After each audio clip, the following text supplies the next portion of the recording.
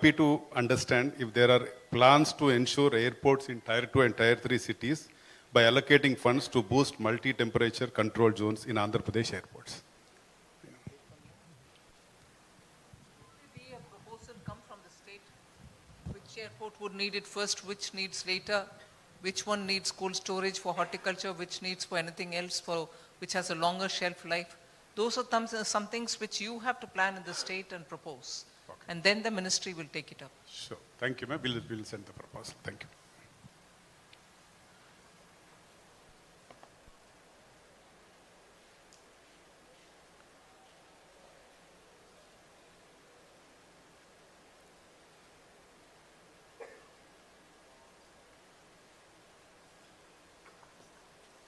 One more question.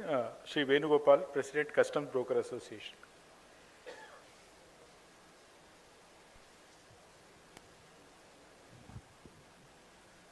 Respected Honorable Finance Minister, ma'am, I am Venugopal Miryala, President of Visakhapatnam Customs Broker Association. My point pertains to a new Section 18A, ma'am, proposed in the Customs Act relating to the facility of self-correction of import/export declarations after clearance of goods from customs. What is the objective of the proposed facility, whereas we have already a procedure for amendment of declarations available under Section 149 of Customs Act, ma'am? Mr. Venugopalan, Section 149 provides amendment of documents based on the documentary evidence which is in existence before the clearance of goods. So it has limited utility. And in that case, you will have to come to the department, seek an amendment. So the officer's intervention is required. Secondly, in many cases, self-assessment which has been made by the importer or the exporter for taking the clearances need to be modified subsequent to clearances, like if you have not having the country of origin certificate for claiming the preferential rate, then Section 49 is not adequate and you will have to go in appeal as per the present scenario, obtain an order from the Commissioner of Appeals for modification of the self-assessment made. That process may take a very long time, and subsequent to getting an order from Commissioner of Appeals, you will have to come back to the department, seek an amendment under Section 149. So the whole process was very tedious, requiring lot of intervention and interface with the department. Now in new Section 18A, importer and exporter has been given the facility that if new material facts come to their notice, they themselves can file a declaration on the portal of the customs department and pay any additional duty if required to be paid along with interest, or in case some refund is due to them, they have paid the excess duty. That declaration itself will be treated as a refund claim and will be processed in due course. It's a major simplification. It cuts down the cost. It makes India more competitive, and as in case of say exporters also, because they many times are importing the material for production of export goods. So it is making India competitive in the global market. Thank you, sir. Thank you very much, sir. Thank you, sir. We have time, some more time, so I invite now G. Sambaseva Rao, President, VSP Stevedores Association, to ask the question. Respected Finance Madam, Srimati Nirmala Sitharaman garu, we are very much thankful to you, ma'am, for bringing your entire team to Visakhapatnam. We are so thankful to you, ma'am. In the last budget, ma'am, our government you have given sanctioned about 86,000 crores for Narega program, food for work in the rural people. Whereas many of the people in the cities also, they want to come for an entrepreneurship side. They want to go for many startups and micro and small sector people. They want to come and they want to do the business. So if the government can support them initially 1 or 2 years, ESI and PF from the government side, it will be more helpful for them, ma'am. If possible, kindly support them for the entrepreneurs, for the micro, small and startups. That's our request, ma'am.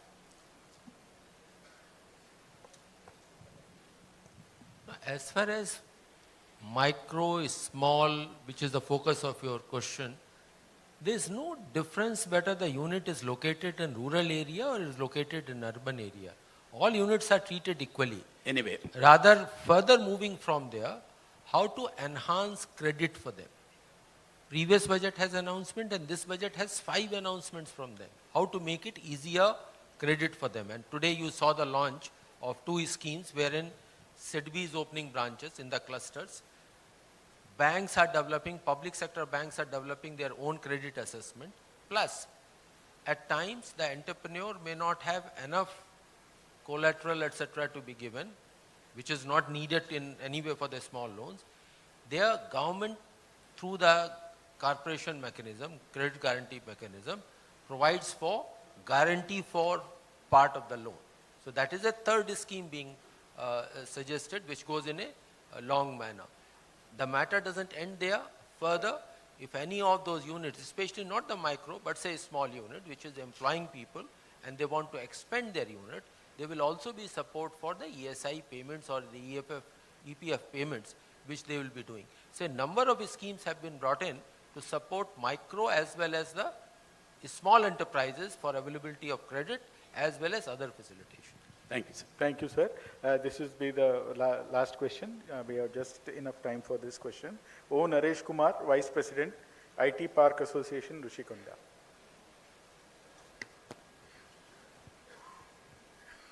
Good afternoon, ma'am. I want to thank you for this wonderful budget, and we are very happy that in many areas you have exceeded the expectations. Just one small request, ma'am, so that it will give more confidence to people. This budget has a projected debt of 200 lakh crores, ma'am, incurring an annual expenditure of 12 lakh crores only on interest. So if you can give us some guidance, even to the international investors, to domestic investors, on a roadmap or a task force for debt reduction, where the debt will go down and the economy can become stronger and this interest can be spent on other schemes to boost the economy. One roadmap we would like to hear from you, ma'am. We understand it is required for the economy as of now, but if the roadmap is presented, it will give more confidence to international investors, ma'am. That's what we would like to hear.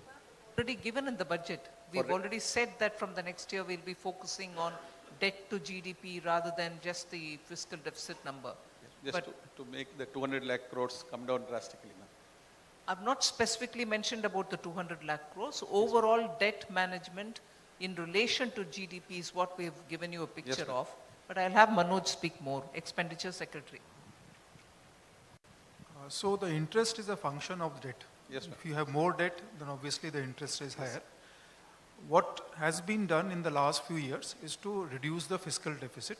As you are aware, before COVID, the fiscal deficit of the government used to be around 4.5, 4.6%. In the COVID years, it was thought that the government needs to do more expenditure to support the economy and also to do expenditure on health and other areas. So the fiscal deficit went up to 9.2%. And then the finance minister announced that we will bring it down to below 4.5% by the year 25-26. So in this year, which is 24-25, the estimate is that the fiscal deficit will be around 4.8%. Next year, the estimate is it is going to be 4.4%. Now, what happens for the further? What is the fiscal anchor for the future? So what the finance minister has announced in the budget is that for the future, we will go to a different parameter, which is the debt to GDP ratio. And the debt to GDP ratio for the central government, which is around 57% now, the plan is to reduce it gradually and to bring it to around 50% plus minus 1% by the year 30-31. So as the debt to GDP ratio will go down, the amount of interest paid, other things remain the same, as a percentage of the total budget is also likely to come down in the next 4-5 years. Thank you very much. Thank you, sir. Due to paucity of time, we'll have to end this session here. I thank the Honorable Finance Minister and all the dignitaries on the dais and the invitees today for making the interactive session fruitful and meaningful. In those questions which could not be taken may be emailed to the ID here on the screen, and we will forward it to the ministry, and we will see that the replies are sent to you. With this, I hand over the mic to Jitendra Patel for further proceedings.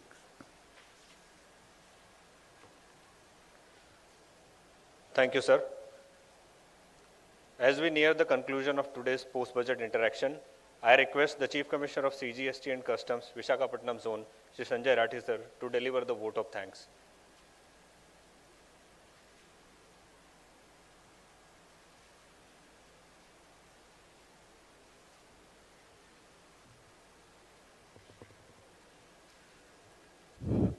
Good evening, everybody. Honorable Union Minister of Finance and Corporate Affairs, most respected Srimati Nirmala Sitharaman, Madam. Honorable Union Minister of State for Finance, respected Shri Pankaj Chaudhary, sir. Respected dignitaries on the dais, distinguished guests from the trade and industry, officers from various departments, ladies and gentlemen. It is the rarest of rare honor for me to have this privilege of thanking Honorable Union Minister of Finance and Corporate Affairs, Srimati Nirmala Sitharaman, ma'am, for taking time out from her extremely busy and hectic schedule to come all the way to Visakhapatnam for this post-budget interaction. Thank you, ma'am. Ma'am, your address, I take this opportunity to express my heartfelt thanks and deepest gratitude to ma'am for kindly gracing this post-budget interaction. Thank you, ma'am. I thank the Honorable Union Minister of Finance, Shri Pankaj Chaudhary, for gracing the occasion. By participating in today's post-budget discussion, sir has enriched our knowledge with his meaningful thoughts. Your presence has added great value and significance to today's event. Sir, we are truly grateful to you. Thank you, sir. We are fortunate to have on the days almost the entire budget making team comprising of the Secretary, Department of Revenue and Department of Economic Affairs, Shri Ajay Seth, Secretary, Department of Expenditure, Dr. Manoj Govil, the Secretary, Department of Investment and Public Asset Management, Shri Arunish Chawla, Secretary, Department of Financial Services, Shri M. Nagaraju, the Chairman, Central Board of Indirect Taxes and Customs, Shri Sanjay Kumar Agarwal, and Chairman, Central Board of Direct Taxes, Shri Ravi Agarwal. I thank each one of these outstanding officers for their kind presence and for sharing their insights on the budget. Thank you, sirs. In today's interaction, we have had many industry leaders, office bearers of almost all the trade associations, bodies, tax practitioners, advocates, chartered accountants, and consultants. I thank each one of them for their valuable presence and for enriching the post-budget interaction.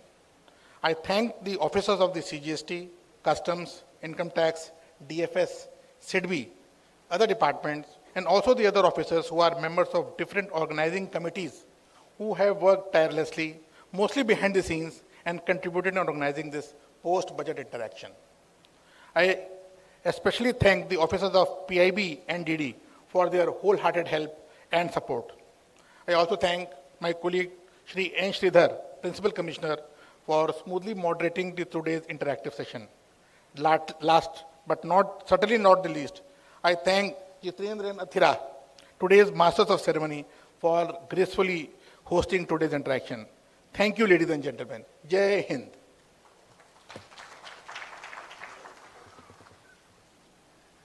Thank you, sir. I request everyone to kindly rise for the national anthem.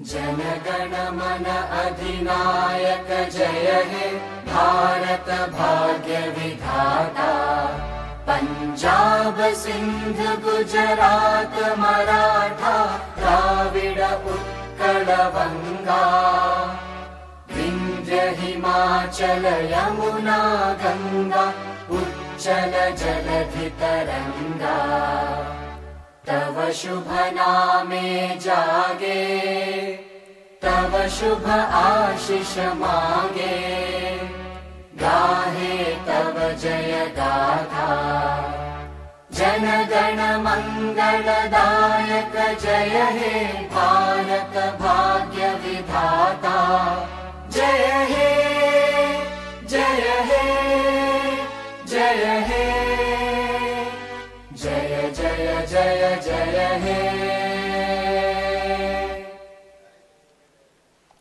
Please be seated.